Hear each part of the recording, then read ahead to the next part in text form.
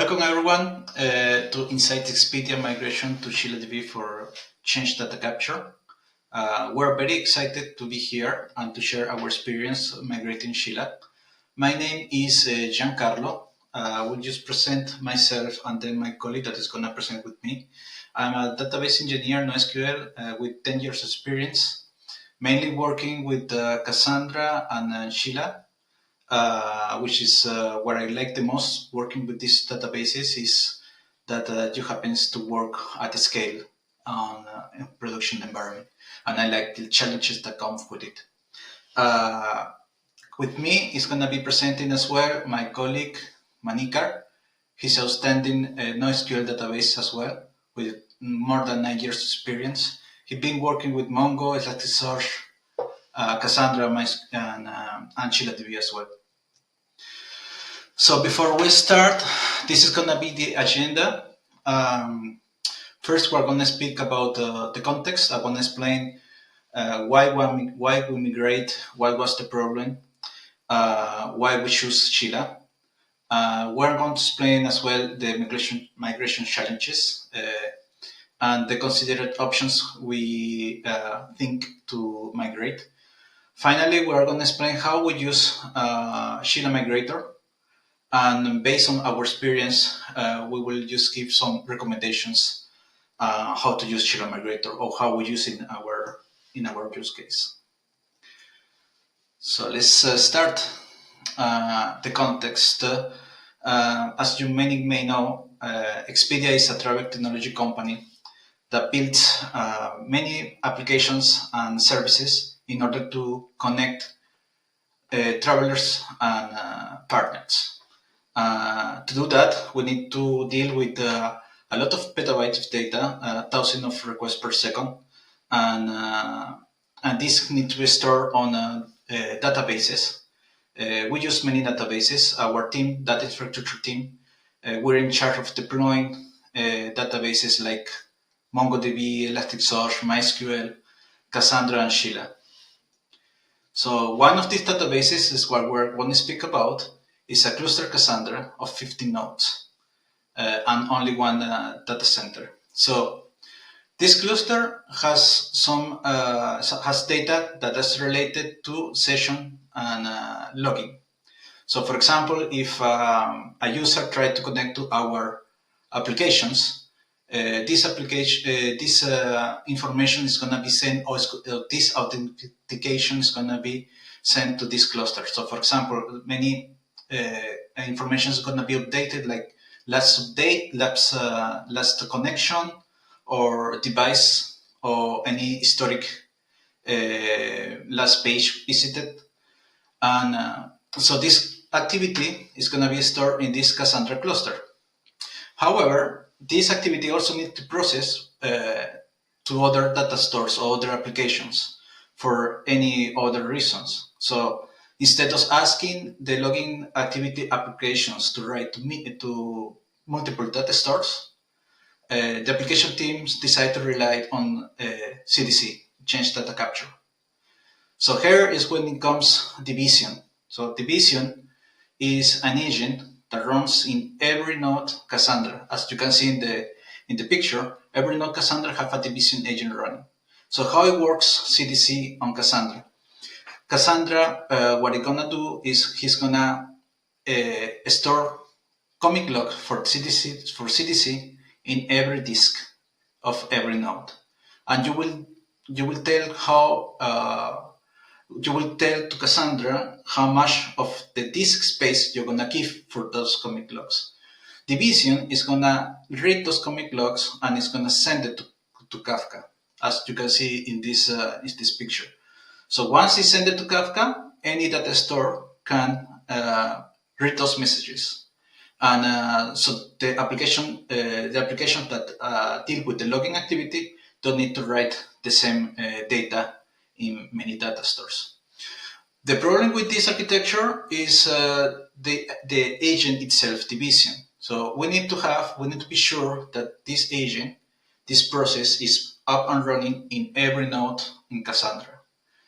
More than that, if for any reason these commit logs haven't been consumed and it fill up the space that we give to the comic logs to use, the rights on Cassandra on this table, the CDC table, are gonna be blocked. This is already described in the documentation in Cassandra Apache. In the other hand, ScyllaDB have a totally different strategy to implement CDC. So instead of writing comic logs on the disk, ScyllaDB is gonna create a new table, a CDC table, and they are gonna write there all the changes occurs to that table. So this is pretty nice because you just need to, if you want to consume data from there, you just need to either use SQL and just write a select and see what are the changes, or you can use any other integration. In our case, a Kafka integration that is going to stream all this data and it's going to send it to the Kafka cluster. And you don't need to worry about the space because this table has a TTL of 24 hours, and you can change that also. So as you can see in this picture, you don't have any more the division agent running every node. So we don't need to be sure that this agent is all the time running, but we need to be sure that our cluster Sheila is running up and healthy, which is usually we know how to do. So this is why we migrate to Chila. We decide to migrate to Chila DB to use CDC. Now my colleague Mani is going to explain the migration challenges. Go ahead, Mani. Thank you, Jesse. I'm going to talk about the migration challenges and tools considered during this migration. During this migration, we have these challenges. This migration is for the Tier 1 application, and we need to complete this migration without any downtime. If the cluster is down due to some reason, the users won't be able to access the application, which will cause the revenue loss. And there should not be any data loss while doing this migration. We need to replicate all the writes coming all the writes coming to the Cassandra to ScyllaDB to ensure that both the databases are in sync until the application traffic is diverted to the ScyllaDB.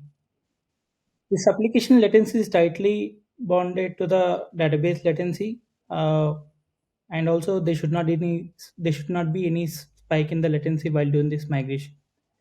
This cluster has 3 TB of the data, and the validation for 3 TB of the data is very complex task. And also, we need to ensure that there should not be any drop down in the connections while doing this migration. Moving to next slide. So we have considered two options for this migration. One is SSTable loader, another one is ScyllaDB migrator. Coming to SSTable loader, it is used to migrate the bulk amount of the data from Cassandra to another cluster by using the snapshot approach. And this tool needs to be executed each and every instance of the cluster. And due to some reason, if the tool gets failed and if the process gets crashed, we need to re-execute the job from the beginning. So this is very time consuming process.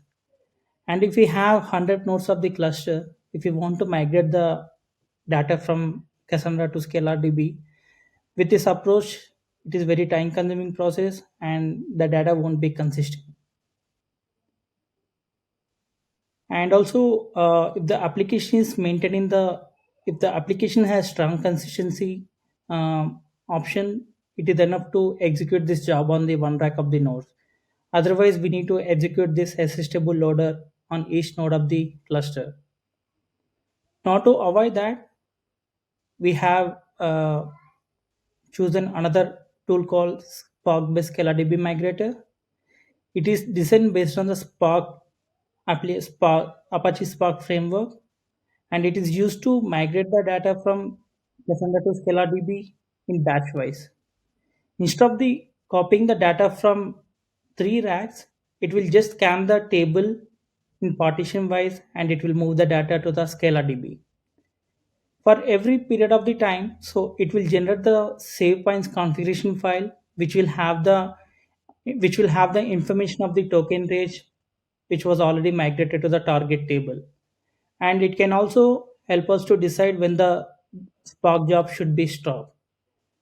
And if we need to temporarily stop the job, or if the migration job gets crashed, we can use these save point files to resume the migrator from where it stopped. We can also tune the parameters in ScyllaDB migrator configuration files, such as consistency level, connections, and the number of rows to be fetched from the table. And also, we can preserve the write time and detail attributes of the field that are copied. And this is the great future for creating the exact copies of the data if we rely on these timestamps in the application. There is one disadvantage advantage with the tool is this tool is the time preservation is not applicable for the compound data types such as list, maps, and sets. We need to disable preserve timestamps parameter in the ScyllaDB migrator configuration file. By using this tool, we can also rename the columns while transferring the data from Cassandra to Scala. And also, this ScyllaDB migrator comes with monitoring capabilities where we can monitor the progress of the migration process. And we can also leverage the parallel processing capability to distribute the load across all the nodes equally. With this, we have decided to use the Spark-based ScyllaDB migrator for this migration. And in the next slide, my colleague JC will explain how we achieve this migration with ScyllaDB migrator. Over to you, JC. Thank you. Thank you very much, Manu. So yeah, so we decided to use Chiller Migrator. Now I will explain how we use Chiller Migrator for our use case. So we decided to build a Spark cluster from scratch. To do that is quite easy. We just need to deploy the Taro Spark, the Spark on every node, and the same thing for Chiller Migrator. So this is not that difficult. We just need to create a sort of Ansible playbook to do that. But then when we start getting the configuration ready for the migrator, we notice that Chiller Migrator, in order to migrate, you need to create one configuration file per table. And as we said before, one of our challenges it was to migrate 50 tables. So instead of creating by hand every configuration file, we use the same Ansible script. We just create another role to deploy as well the 50 tables configuration. In some cases, there are some specific cases that we're going to speak after about big tables where you need to probably modify the configuration for those tables specifically. So you can do it manually. But if in any case you decide to modify a configuration for all the tables instead of doing it manually 50 times, we can just use our playbook Ansible to deploy the new configuration. So this saves us a lot of time. And at the end, what we got, once you set up your Spark cluster and your configurations, you only get a simple script, bash script, that you will execute once you started migration. We decided to use i4x EC2 instances because we noticed that memory RAM was very important in our cluster Spark. So as Manny said, the strategy we decide to migrate need to deal with the challenge of not downtime. So that's why we choose our online migration. So how do we do that? We ask the logging activity applications to write twice the same data once arrived to them. So for example, if they need to write any update on Cassandra, they had to do the same on Sheila.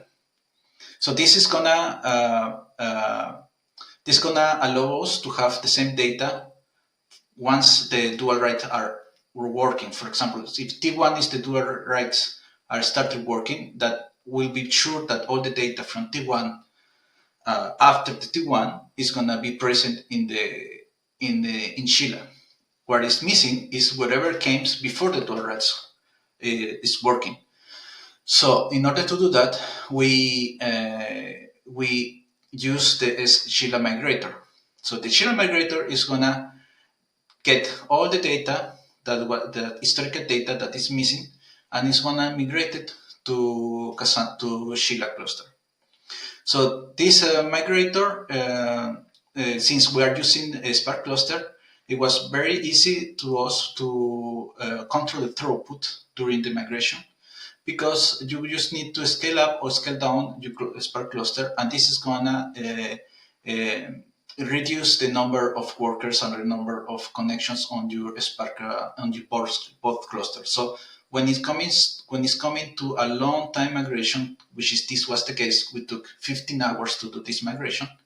Uh, by the time we see that the activity in Cassandra cluster start to going up, because it's the time of the peak traffic, we could, instead of stopping the migrator, we could just scale down the Spark cluster.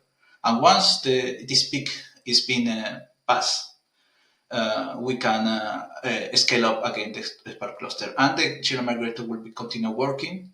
We didn't need to stop the migration. Once this migration was run successfully, Scilla Migrator is gonna give you a block saying like all the tasks were successfully finished and complete, and then it's time to validate. And this is pretty cool from Scilla Migrator, because it gives you a job that allows you to compare the data, not only the data between Scilla and Cassandra. It's gonna compare if the data exists. So it's gonna classify data as missing. It's gonna classify data as same value but have different timestamps as well. So, for example, if you want to compare timestamps, you need to set in your configuration file compare timestamps to true, and it's gonna not only compare the value of the data but also the timestamp when the data was written. Sometimes you need to also play with right time tolerance millis, because this dual write, although can be asynchronous, it will have some difference, so some milliseconds between the time it was written in Scilla and the time it was written in Cassandra. You really want to be sure that you have the latest data, right? But you cannot control this difference, this small milliseconds. So probably you may need to play also with right time tolerance millis. That's what we did actually. And then the same validation phase has the option to fetch certain number of failures that you can increase, decrease. Once it finds all these failures, it's going to stop. And if it doesn't find all the failures, it's going to tell you that all your data is correct in both sides. And here, actually, Scilla Migrator was very handy, because we managed to identify some applications that weren't successfully writing twice in the dual writes. And we identified those tables, we identified the applications, and we just need to remigrate the data once the dual writes were fixed, only for those tables that were failing. And this saved us a, a big problem, because if we switch over to the new cluster without comparing our data, we could have some incidents. So this was pretty cool. And then once the validation is done, we switch over to the new cluster. We did migrate 50 tables without downtime, 1 terabyte of data, no compressed data. And the final cluster, the Scilla cluster, we decided to use a 9-node cluster. So we passed from 15 nodes Cassandra clusters, cluster of Cassandra, to 9 nodes Scilla cluster. So now we'll speak about some recommendations. These recommendations are mainly about tuning. How do we tune our jobs, and how we use Spark tuning, for example. We had to increase the daemon memory to 20 gigas and the driver memory, the Spark driver memory, to 5 gigas. It is because in the validation phase, we noticed that it used a lot of memory. This validation is running on memory. So you want to be sure that your workers, Spark workers, have enough memory for this validation. And then on the Scilla migrated part, there are also pretty cool parameters to take in account. The first one was a split count, and we had to increase this split count for big tables and big partitions. It is because we noticed that with the default value, during the migration for those big tables, it creates a lot of pressure, write pressure on the cluster. So increasing the split count is gonna actually make longer the migration for those tables, but it's gonna reduce the pressure on the Scilla cluster. And then also we got fetch size. We use a lot this. We play a lot with this parameter. Is how many rows are you requesting from Cassandra in our case, and so this is good in the case you want to reduce the latency, the read latency on your Cassandra cluster. And as you can see, our SLO was the 130 milliseconds. So reducing this fetch size allows us to be in the safe side without impacting the applications. And also, thanks to the Scilla migrator as well, we notice some corrupted partitions with cluster key, with empty cluster key. And this helps us to identify these partitions, the Scilla migrator. And we purge this data and we migrate the data to the clean data to a new cluster Scilla, which was pretty cool. We didn't migrate all the corrupted data. And for the CDC tables, we had to disable CDC before the migration, but this wasn't a problem at all because the applications were still reading on Cassandra. And once the migration finished, we enable CDC, and after that, after validation and everything, when the application switched over to the new cluster, the CDC was enabled and everything was running perfectly. One last thing that we consider to do next time, and maybe you guys may have it as a good idea. As I mentioned before, we were having only one data center in this cluster.